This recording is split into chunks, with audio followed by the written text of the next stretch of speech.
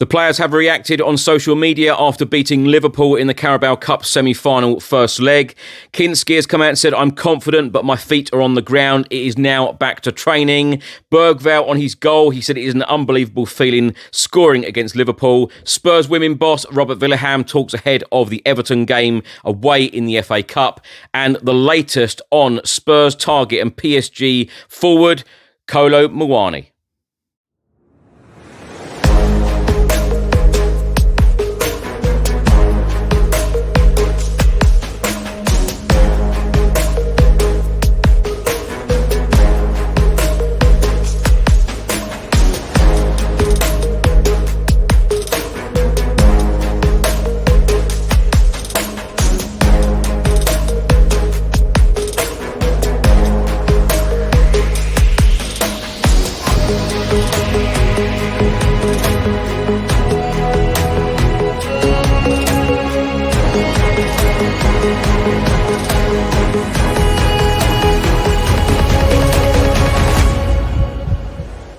Welcome back to the channel. I hope you're all keeping well. This is another edition of Tottenham News, where I'll be going through all of the latest Spurs news, rumours and reports. If you're watching this on YouTube, please do hit that subscribe button, like, share and comment below. And if you're listening to this on an audio platform, please do hit that follow button and leave a review if you can.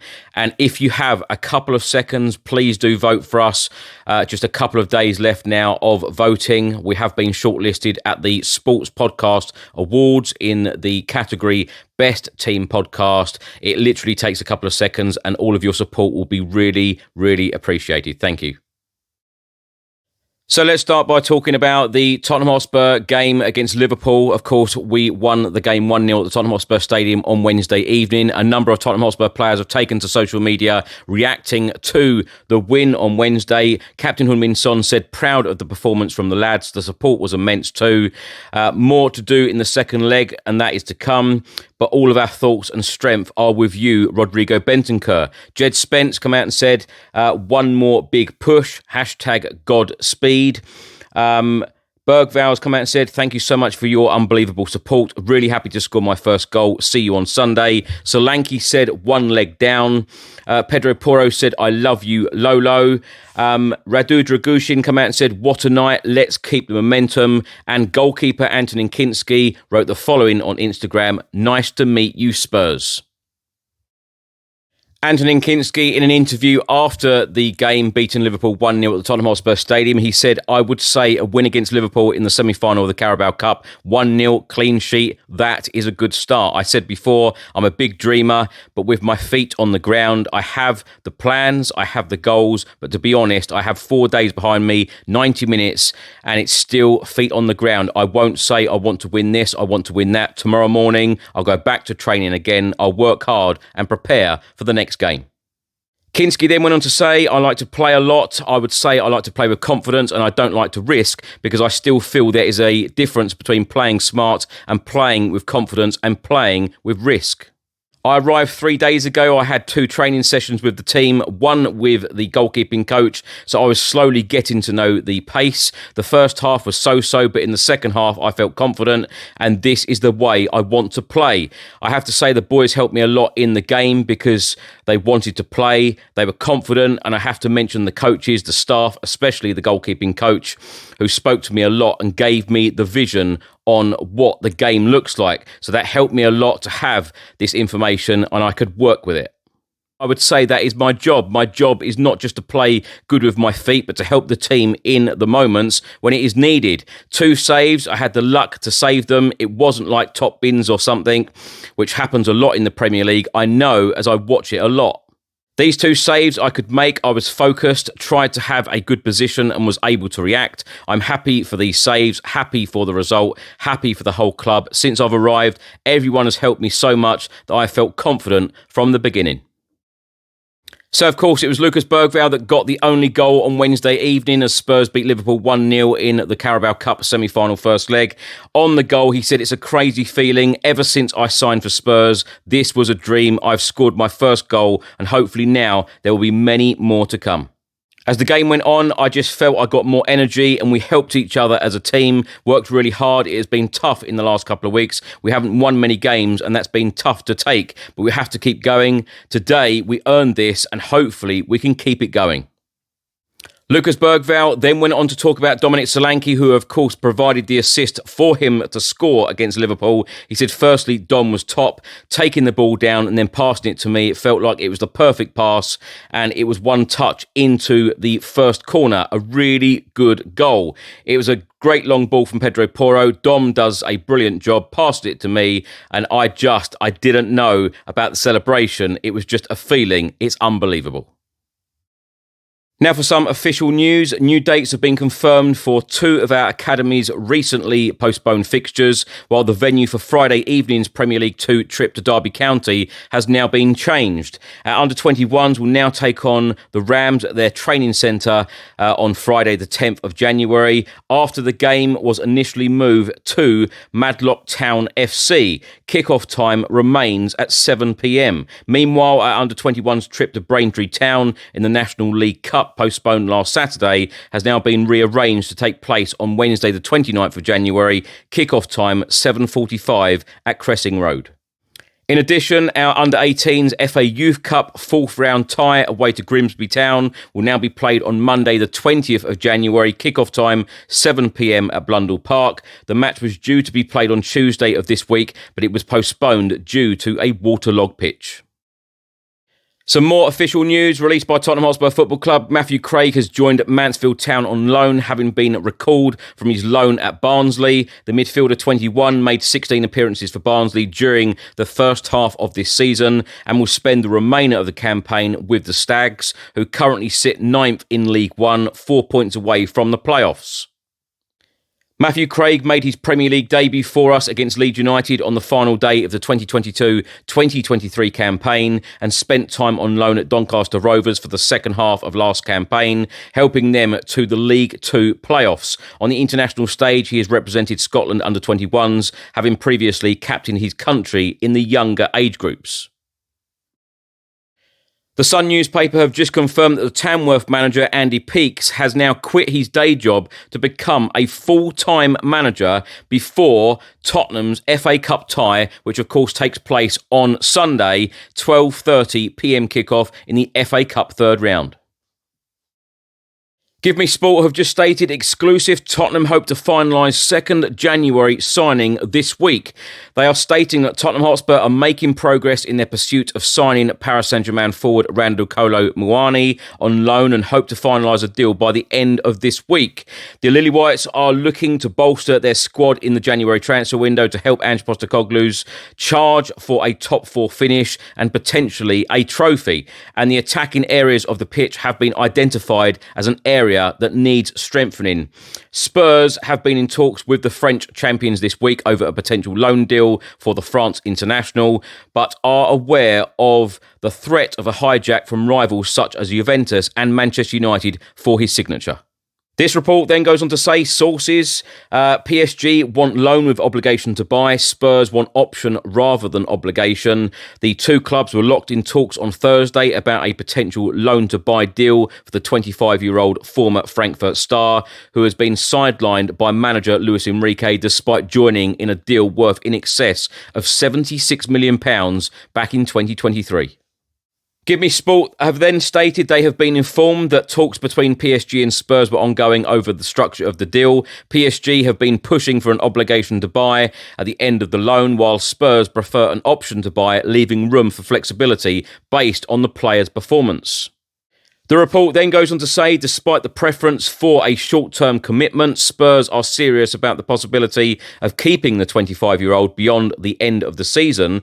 Currently, rival interest from the likes of Juventus and Manchester United is playing in their favour, as they also are not currently interested in committing to a deal that includes an obligation to buy at the end of the season. Also in this report, it states talks over personal terms progressing. Kolo Muani has been promised significant playing time at the Tottenham Hotspur Stadium. In this report, it also states talks between Tottenham and Muani over personal terms have progressed smoothly, and the player has been assured of significant playing time with a well-defined role within the current system. It's believed that could help to sway his decision in favour of a move to North London. And lastly, Give Me Sport have stated that Spurs are hopeful that a deal can be concluded swiftly to bolster their attacking depth for the second half of the season. Richarlison and Wilson Odegaard have missed large chunks of the season through injury and are currently still sidelined, while Mikey Moore has also missed recent fixtures through illness. Loney Timo Werner was criticised by Ange Postecoglou for his poor performances last month, and a move for Muani is likely to satisfy the Australians' wish for more depth to be added to the squad before the end of the January transfer window. Spurs have already completed the signing of Antonin Kinsky from Slavia Prague to provide more cover and competition for Vicario in goal, while Postecoglou has also been promised a new centre-back will arrive this month. And lastly, the Tottenham Hotspur women will travel to Merseyside on Sunday to play Everton in the FA Cup fourth round, 1 p.m. kickoff at Walton Hall Park. Now, on Thursday, I spoke to Tottenham Hotspur boss Robert Vilaham, asked him about his excitement about cup competitions. I also asked him about data and the Spurs women. Are they following the men's game and signing players with help from Johan Langer? And Vilaham also spoke about signing more players in this January transfer window. And I also asked about possible departures. This is what you had to say. As you know, fans get extremely excited about cup competitions. How excited do you get about cups? Because does it feel different to playing Super League games? Yeah, if I'm going to be honest, it feels different to play cup games. I feel like it's some kind of... I grew up with these cup games when I saw big teams in England playing against these really, really small clubs. Our men's team is doing that kind of game on Sunday, I think, or Saturday, and it's kind of you kind of being addicted to. I want to go to the next round. I want to reach the final. I want to be the last team standing there, and the league is something different. And it's always like you always need to live with the result in a game, but the cup is you just live with the emotions, or you're out and then you just skip that cup. So there's something special. I was watching the men's team yesterday live at the stadium, and there's some kind of really nice atmosphere when it's a cup game. And I really want to win a title. I really want to make sure the fans can have a trophy in this club. So, and that's the closest way. Like I said, it's hard for us to win the league right now where we are and where we need to close the gap there. But the cup is actually winnable because you are always one game to the next round, and then you can win the title. So, obviously, it means a lot for me, and it means a lot for the players. And we had a really good feeling last season. Well, on the transfer window, on the men's side, we know that the signings are heavily driven on data. Is that the same for the women's side? And if so, who is involved? Is Johan Langer still involved with the women's side as well? So obviously we have an organization where we try to work between men and women, and bringing that to life is actually, I think you have read about that, it might turn up a technical director for the women's team as well. And I think that's the plan for this club, to have a really clear picture for the men and women. If you just look at data, it's so much more data for the men's team and the women's team to have access to. So using the same structure like the men's teams do is impossible in the women's game. But we heading there, and we're trying to get as much data as we want, and we have special aims with max speed, sprint meters and everything for different roles in the team as well. So we're using data, and we're trying to use it more and more. We speak to Johan, we speak to that team as well to make sure we have the same view. But then you also need to compare women and men. They are different, and it's a different game as well. But obviously right now we are a recruitment team supporting each other with that. But I think in the future you're probably going to see somebody like Johan responsible for bringing this squad to the next level, because it takes time to scout players and look at the data and everything with that. So I think a lot of women's teams are looking into that area, and they need to improve there, because it's growing, and you can basically sign players from all over the world in a women's game now and find really good talented players, but you need people that work with that full time. Lastly for me, Robert, you've already stated that you expect a couple more signings in this window. Would you expect many to leave in this window? Not really. Obviously, Rosella is back from loan as well, so she's in the squad right now. And you are supposed to have 25 players. So it basically is if one player leave, new player coming in, and basically the players leaving is probably because they need playtime in loan or if somebody want to buy them. But we don't really look for players just because we need to. I think right now we have a squad. We have Maite back. We have Haley back, who we didn't use so much in the autumn, and then Ella Morris is soon back again. So the signings we did for this season is still new signings, if you ask me. So we're just going to make sure we take steps with this group and possibility 2 more signings, and then I think the summer window will be the next one where is more player out than player in. Now, my thoughts on everything in this episode. Let's start by talking about the Liverpool game. I tell you what, I thought it was an excellent performance, standout performance. Kinsky in goal, unbelievable. What a debut from him. A dream debut, in fact. A clean sheet against one of the best teams in the world right now. Yes, Liverpool weren't bang on form. They weren't that great on the night, but Spurs got the job done. It's going to be a very, very difficult game in 4 weeks' time, but we go there with a 1-0 lead. So we do have a good chance of going through to the final. Let's wait and see. Big shout out to Jed Spence. I thought he had a fantastic game again. Archie Gray, brilliant yet again. Dominic Solanke, what an assist. What a great performance again from him. So many positives. And I tell you what, it was great to be back in the Tottenham Hotspur Stadium, and that feel-good factor was back. The fans were in such high spirits, especially at the end of the game. Everyone was super excited. And it was just so nice to see smiles back on the faces, the music playing, everyone jumping up and down. And at the end of the game, it was really nice scenes. The players, the fans, everyone was so happy. Ange Postecoglou looked extremely happy after the game as well. And, what a difference a couple of weeks makes. A couple of weeks ago, we lost 6-3 at home to Liverpool. And then a couple of weeks later, we've just beaten them 1-0. So, fingers crossed for that second leg, and let's hope that a lot of our players will be back for that game as well. Kinsky, though, he's come out and said, I'm confident, my feet are on the ground, back to training now. I tell you what a great goalkeeper he looks. Made a couple of really good saves, looked very, very comfortable on the ball. And another thing that I'd add is his distribution was absolutely brilliant. Right foot, left foot, very, very comfortable on both feet.